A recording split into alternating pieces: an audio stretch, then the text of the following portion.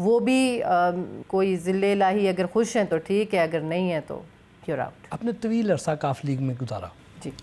اور اب جس طرح آج کل پارٹی 2 حصوں میں بٹ گئی ہے، تو آپ کس نظر سے دیکھتی ہیں ان کے طرز سیاست کو؟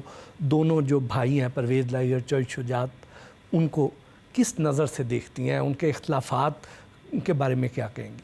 دیکھیں جی، چودھری صاحب جو ہیں، چودھری شجاعت صاحب میرے لیے بہت قابل احترام ہے، اور سب کے لیے میں کہوں گی. ایون اس وقت پرویز الہی صاحب بھی یہی کہتے ہوں گے، لیکن میرے ساتھ تو ان کا بہت اچھا ٹائم گزرا ہوا ہے پارٹی کے اندر، کیونکہ وہ سب کے ساتھ بہت عزت سے پیش آتے ہیں، اور ان کا ایک اپنا طرز سیاست ہے، فہم ہے، اور ہمیشہ ان سے سیکھا، اچھی بات سیکھی. تو اسی طرح میں سمجھتی ہوں کہ بڑے دکھ کی بات ہے جب دیکھتے ہیں، کیونکہ انہوں نے مونس سے بہت پیار کیا، اور میں سمجھتی ہوں اپنے بچوں سے آگے انہوں نے ہر جگہ پہ مونس الہی صاحب کو رکھا بھی. تو اس سارے بگاڑ کو دیکھ کے افسوس ہوتا ہے. دونوں میں سے کس کو تاریخ کی درست سمت پر کھڑا دیکھتی ہیں؟ یہ تو تاریخ ہی بتا سکتی ہے، ٹائم بتا سکتا ہے، لیکن یو نو کہ شجاعت صاحب از ویری ویل ریسپیکٹڈ. آپ کی سیاسی زندگی خواتین کے حقوق اور ہیومن رائٹس کی جد و جہد کرتے گزری ہے. جی. کس حد تک کامیابی پائی آپ نے؟ کافی حد تک جی، الحمدللہ. میں سمجھتی ہوں کہ میں نے بڑا پیشنیٹلی اس پہ کام کیا، اور ایک عورت ہونے کے حیثیت سے، اور ایک ماں ہونے کی حیثیت سے، اور ایک سنگل پیرنٹ ہونے کی حیثیت سے میں نے بہت طویل جد و جہد کی. میٹ بھی جو ہمارے بلز تھے، میں نے کوئی 23 بلز اسمبلی کے اندر دیے، اور جس کے اوپر میں بڑے پراؤڈلی کہہ سکتی ہوں کہ وہ پاس ہوئے. امینڈمنٹس آئیں، ساری حدود آرڈیننس کے اندر آئیں، اسی طرح آنر کلنگ کے اوپر آئیں. تو جو میجر چیزیں جس کے اوپر جو ہمارے معاشرے کے اندر کالا دھبا ہیں، جن کی وجہ سے خواتین سفر کرتی تھیں، اس کے اندر ہم نے بہت لابنگ کی، بہت کوشش کی، سیمینارز کیے، لوگوں کو کنونس کیا کہ ہمیں اس کی تبدیلی کی ضرورت ہے، اور وہ کیے. بچوں کی چائلڈ رائٹس کے اوپر کام کیے. فاسپا کا نام میں نے کوائن کیا، کیونکہ بولا ہی نہیں جاتا تھا، اتنا مشکل تھا. وفاقی محتسب برائے انسداد ہراسیت برائے خواتین. So it's too long.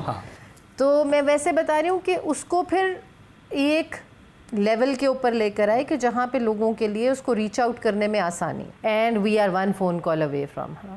اور جب میں نے بڑے مشکل اور کٹھن فیصلے کیے تو اسی سے ان کو اعتماد ہوا. بات ہی بہت پریشس سے میں گزری، سو مچ سو کہ میری کیریکٹر اسیسینیشن بہت کی گئی یہ کٹھن فیصلے لیتے ہوئے، کیونکہ لوگ چاہتے تھے یہ سیٹ سے ہٹ جائے، جس میں بہت بڑے بڑے نام بھی تھے. لیکن میں سمجھتی تھی یہ میرا ٹرائل ہے، اور اس کے اوپر بیک آف نہیں کرنا اور نہ ڈرنا ہے. جس رب نے بٹھایا ہے اس کرسی پہ وہی اسے سیل تھرو کرائے گا. تو تقریباً 5000 کیسز میں نے کیے وہاں پہ، اور جب میں گئی تھی تو تب 5 کیسز اے منتھ ہوتے تھے، اور جب میں نے جوائن کیا تو I was dealing 100 cases a month. تو کچھ بھی نہیں تھا، 1-2 کمرے کا دفتر تھا، اس کو ایک پورے اب انسٹیٹیوشن میں کنورٹ کر دیا اللہ کی مہربانی سے. اور اسی رب نے ہمت دی، طاقت دی کہ آج وہ ادارہ کھڑا ہو گیا. اور میں سمجھتی ہوں کہ کیونکہ میں یہی سمجھتی ہوں یہ صدقہ جاری ہے. بطور خاتون وفاقی محتسب آپ کے پاس کس قسم کے اختیارات تھے، اور کتنا آپ نے اس اتھارٹی کو استعمال کیا؟ کتنے فیصلوں پر عمل درآمد کروایا؟ میرے تو خیال میں سب پہ ہی ہوا. So it's not in numbers کہ میں کہوں کہ جی کتنوں میں. میرے پاس تو کتنوں بھی آپ کہہ سکتے ہیں نہیں ہوا. مطلب میرے خیال میں میجورٹی جو تھی سب کی امپلیمنٹیشن ہماری 100% تھی، بیکاز 2 months کا ٹائم تھا ایک کیس ڈیسائیڈ کرنے میں، اور میرا SOP یہ تھا کہ 1 ہفتے سے زیادہ کا میں ہیئرنگ کی ڈیٹ نہیں دیتی تھی. رول لیں پٹ لیں، I would never do that.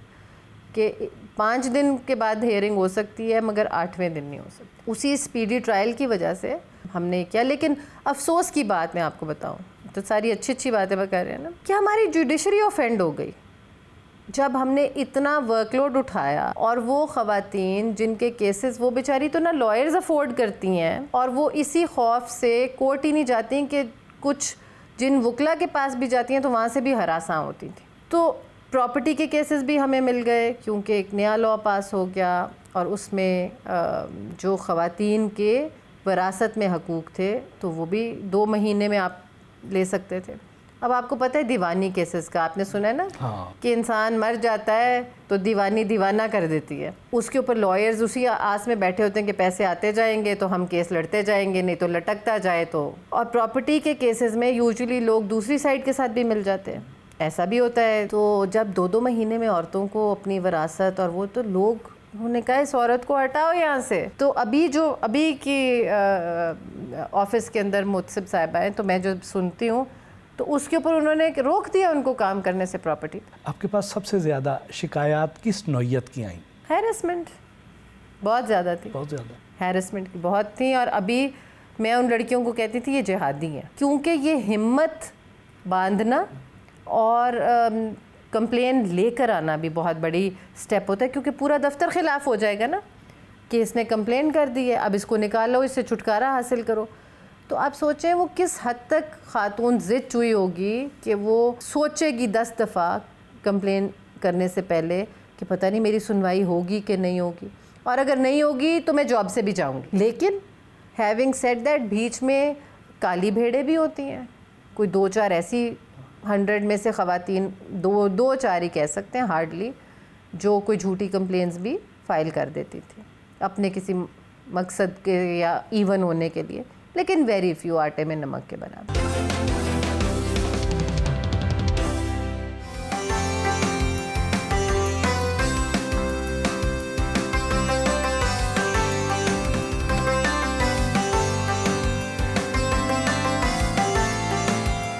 خواتین کا آپ کے ادارے پر کس حد تک اعتماد رہا؟ کیونکہ زیادہ تر خواتین, جیسے آپ نے ابھی بتایا, کہ وہ اس کو ظاہر ہی نہیں کرنا چاہتی, ڈرتی ہیں. آپ نے ان کا کانفیڈنس آپ نے کیسے بحال کیا؟ سخت فیصلے کر کے, بڑے بڑے لوگوں کے خلاف فیصلے دیے, جن کے خلاف ثبوت تھے, آڈیوز تھیں, ویڈیوز تھیں, ٹیکسٹ میسیجز تھے.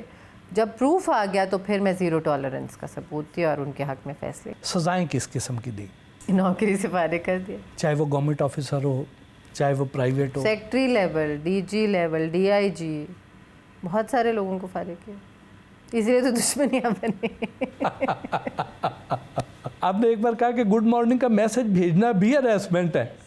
بالکل ہے. آپ کسی کو سٹاک کر رہے ہیں جب جانتے ہی نہیں ہیں, آپ کسی کو جانتے ہیں, کوئی کالیگ ہے تو ضرور بھیجیں, مگر جس کو آپ جانتے ہی نہیں ہیں اس کو بار بار میسج, چاہے وہ دعاؤں کا میسج ہو تو چاہے گڈ مارننگ ہو, that I would still stick to that. کس ادارے سے سب سے زیادہ کمپلینٹ آئیں؟ لوگ ہمارے پاس زیادہ گورنمنٹ سروس سے کیوں آتے تھے؟ کیونکہ ان کو جاب سیکیورٹی ہوتی ہے, اینڈ آئی ایم شیور کہ جو پرائیویٹ سیکٹر ہے وہاں پہ اس سے کہیں زیادہ ہیرسمنٹ ہے, ٹھیک.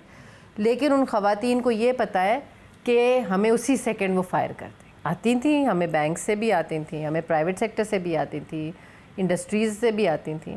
لیکن میں نے آپ کو فرق بتایا کہ گورنمنٹ سیکٹر میں ان کو کیونکہ جاب پروٹیکشن ہوتی ہے اور آپ کو کوئی ٹرانسفر کر سکتا ہے, پوسٹ آؤٹ کر سکتا ہے, یا کوئی آپ کے ساتھ زیادتی کر رہا ہے تو آپ کی پروموشن نہیں ہونے دے رہا, تو یہ ساری چیزیں ہم آپ کی کر سکتے ہیں.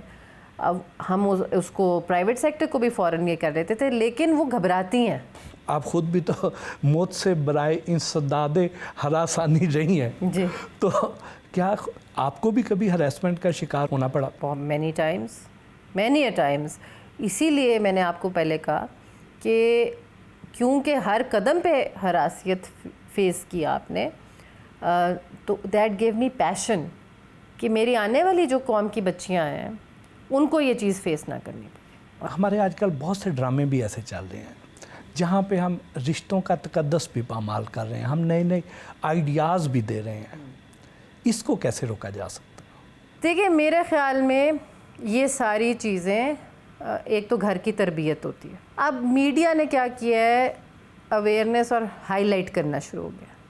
یہ ایک فینومینا ہے جو بہت سارے یہ آگے. اس میں یہ ہو گیا کہ میڈیا نے جب یہ ڈرامے بنانے شروع کر دیے, اور بہت ساری اس میں ایکچوئل سٹوریز ہوتی ہیں. اچھا, اب اس میں بھی لیسن ہے نا, اس میں بھی لیسن ہے.